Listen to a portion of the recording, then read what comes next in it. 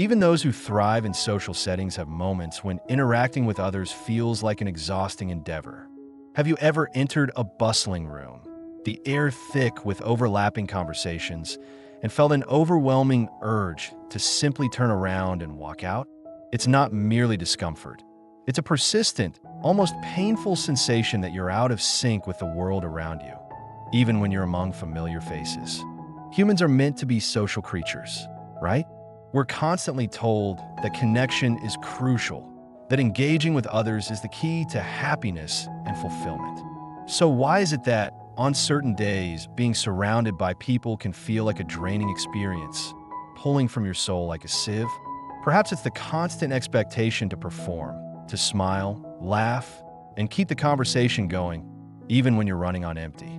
Or perhaps it's the shallowness of those interactions, which flip from topic to topic without ever delving into anything of substance. There's also the subtle pressure to fit in, to conform to the rhythm of a world that feels chaotic, noisy, and overwhelming. And then, of course, there's the judgment. The curious glances when you slip away from a gathering early. The well-meaning, yet intrusive, questions about whether you're okay, as though preferring solitude is somehow a red flag. Why don't you like being around people? They ask, as if there's a simple explanation for a complex inner experience. But you know better. This isn't about disliking people. It's about the disconnect between your inner needs and the reality of modern social life. There are numerous reasons why you may feel this way, each one a reflection of your unique personality, history, and desires. These aren't flaws to be fixed. They're facets of your being to be respected. Let's explore them, not to justify or excuse them, but to understand them more fully. First, perhaps you're an introvert. There is a unique strength found in solitude, isn't there? In the silence, in the calm, where your mind can roam freely and stretch without the distractions of the world. For you, solitude isn't loneliness. It's a form of liberation. It's not about avoiding people. It's about returning to yourself. As an introvert, your very essence craves depth over breadth. You don't seek the fleeting excitement of casual interactions. You long for the profound, meaningful conversations that spark real understanding. But how often do those deep conversations occur in a world that thrives on small talk and surface-level exchanges? And then, there's the price you pay for each interaction. Every social encounter feels like an energy transaction where you're giving a part of yourself. What do you receive in return? Casual remarks? Polite exchanges? It's not that you don't value human connection. You do. But the way in which it's often presented can feel draining, shallow, and unfulfilling. The true value lies in the depth, the understanding, and the space where you can just be without the expectations, judgments, or constant performance. When the scales of life don't quite balance, you begin to question the value of it all. Indeed, the world wasn't designed with introverts in mind. Society has an unspoken expectation that you should be outward-facing, energetic, the one who holds court at social gatherings. When you're not, people often begin to wonder if something is wrong with you. They fail to perceive the richness of the world you inhabit, the thoughts and dreams that swirl within you, like a universe of untold stories. So you retreat, not out of fear nor disdain, but from a deep-seated need to protect the core of who you are. Solitude isn't an escape from life. It's a return to your true self. And if that labels you as antisocial in the eyes of others, then so be it. You are comfortable with the truth that only you can truly understand your own needs. Trust is another fragile concept. It's currency, one that is spent with care in relationships, but for some, it's been wasted too often, only to bring betrayal in return. If you've ever poured your heart out to someone, only for them to twist your words or turn their back on you, you understand the painful difficulty of rebuilding trust. Trust issues aren't born from paranoia. They are born from survival. When you've been hurt, the rules of connection no longer seem clear. You question everything. What was once stable feels uncertain, like the ground beneath your feet is constantly shifting. And so, you retreat again, not because you want isolation, but because you fear the consequences of connection. Each interaction starts to feel like a gamble, with stakes too high to risk. The vulnerability required to trust again feels like opening an old wound, still raw and unhealed. It's not just about the fear of being hurt, it's the fear of enduring that pain again. Yet trust issues do not simply breed caution. They heighten your sensitivity to red flags. You become attuned to subtle details, the glance that lingers too long, the tone that doesn't quite match the words. While others might overlook these signs, you note them, adding them to your internal ledger, deciding how much of yourself you're willing to share with someone. It's not that you've given up on people entirely. Deep inside, you still yearn for connection, for genuine understanding. But that desire is tempered by the painful lessons learned over time. Those lessons taught you that not everyone deserves to access your heart. Rebuilding trust is slow, a deliberate process. It begins with small gestures, a kind word, a shared laugh. It's about finding those rare people who prove themselves worthy of the risk. Until that happens, it's okay to keep your distance. It's okay to protect yourself. Trust is not something to be given freely, it is earned. And you have every right to demand that it be earned. Finally, consider the company you keep. Not all social settings are beneficial, and this is one of the most underrated reasons for withdrawing from interaction. Sometimes the wrong people can drain you, leaving you exhausted, even when you're surrounded by others. The right people, however, leave you feeling replenished, like the quiet after a storm. Finding those who genuinely nourish your spirit is worth more than any crowd. It's not that you dislike being around people, it's that you avoid the ones who leave you drained, frustrated, or worse, feeling empty after you've interacted with them. The ones who talk endlessly without giving you space, the chronic complainers, and the energy vampires who suck the vitality out of any room they enter. Being in their presence doesn't feel like socializing. It feels like an exhausting chore, an emotional burden. Imagine this scenario. You're sitting across from someone who dominates the conversation, talking about themselves without a moment's pause. They don't even ask how you're doing. Worse still, they hide their barbs behind veiled compliments, leaving you to question their true intentions, even your own sense of reality. How can anyone blame you for avoiding such encounters? Then there are those who drain your energy with constant negativity. These people keep complaining or creating drama, leaving you emotionally depleted after every interaction. After several of these interactions, you begin to wonder, is it even worth it? But it's not just the toxic individuals that you shy away from. It's also those who simply don't understand you. Perhaps it's the friend who insists on loud, crowded environments when you crave a peaceful coffee shop, or the colleague who pressures you to attend social events you have no interest in, while you'd rather unwind with a book at home. It's not that you don't appreciate their intentions. It's that you wish they could respect your needs and preferences. Over time, these experiences wear on you. You start associating social gatherings with discomfort, awkwardness, and frustration. It's not that you dislike people. It's simply that you've had too many encounters with the wrong kind.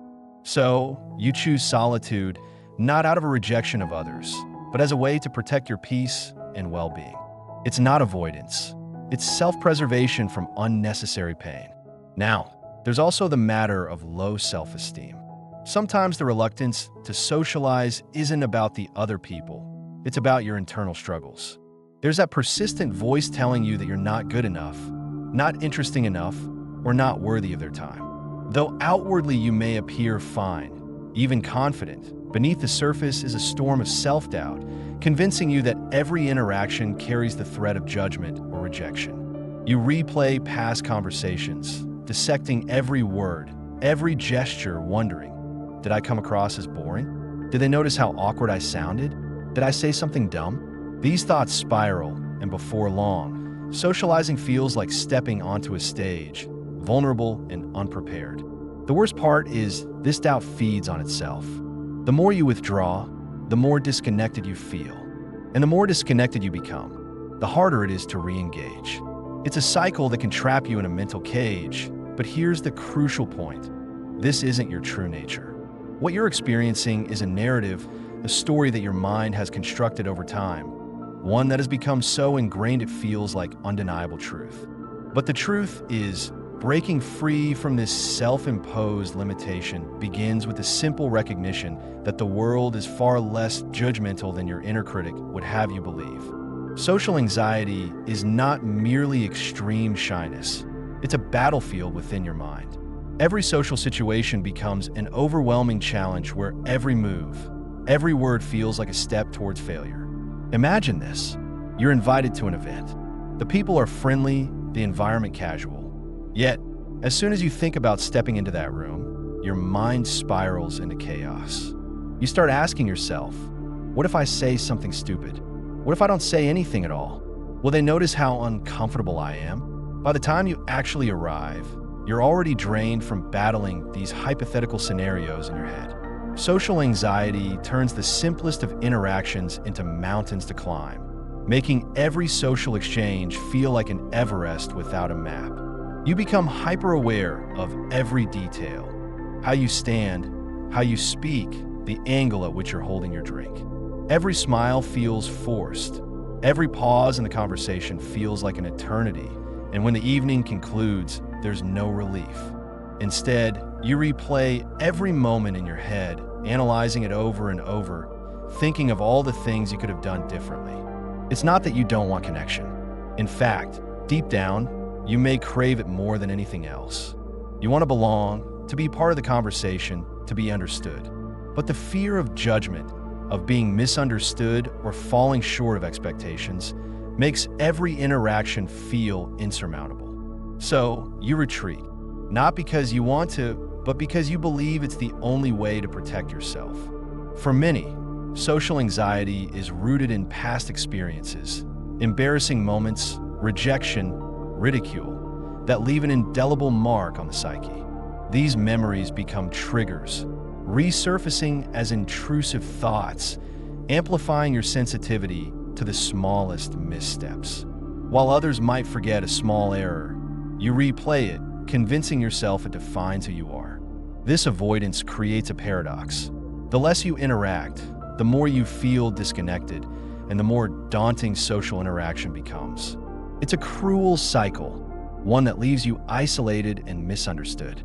But the truth lies underneath this layer of anxiety. The more you begin to engage with the world around you, not with a sense of fear, but with acceptance of your imperfections, the more you begin to break free from this grip of anxiety. Recognizing this truth is the first step toward liberation. And while the path is challenging, it's not a road you must walk alone. The real journey lies in embracing discomfort, not as a threat, but as an opportunity for growth. The world is waiting for you to step out, free from the chains of self-doubt, and begin living in the fullness of who you truly are. The world is not as critical as you might think, and with patience and self-compassion, the grip of social anxiety can begin to loosen. This creates space for genuine connections to form, free from the burden of fear and self-doubt. Overcoming social anxiety is a difficult journey, but it is absolutely achievable. It begins with small, deliberate steps, challenging your fears, practicing kindness toward yourself, and seeking support from those who understand your struggle. It's about discovering your inner strength, realizing that you are more resilient than you have ever imagined. You can face the discomfort head-on and emerge stronger from the experience. That said, it's important to take things at your own pace. Prioritize your mental health over society's expectations and pressures. Ultimately, your well-being holds more value than any external judgment or opinion. You are your most important ally in this journey. The deeper truth behind solitude lies in the complexity of your own experiences, emotions, and perceptions. Your preference for solitude isn't a simple matter of avoiding people. It's a reflection of many things. It could be a thirst for depth in your relationships, the weight of your intellect, past wounds caused by others, or internal struggles with self-esteem and anxiety. Each of these reasons tells a piece of your personal story. Solitude, however, should not be viewed as inherently negative. It is a fertile ground for creativity to blossom, a sanctuary for introspection, and a space where you reconnect with the core of who you are. The real challenge is in finding balance. learning to step into the world while maintaining your authenticity and sense of self. So, the next time someone questions your need for solitude, remember this: it is not a rejection of others. It is an act of honoring your own needs and a quiet act of rebellion against a world that constantly demands your attention. In a society that often overlooks the importance of stillness, this choice to honor your own peace is something worth celebrating. And if you're interested in exploring more insights from some of history's greatest minds, don't forget to hit the subscribe button. The journey of understanding is just beginning.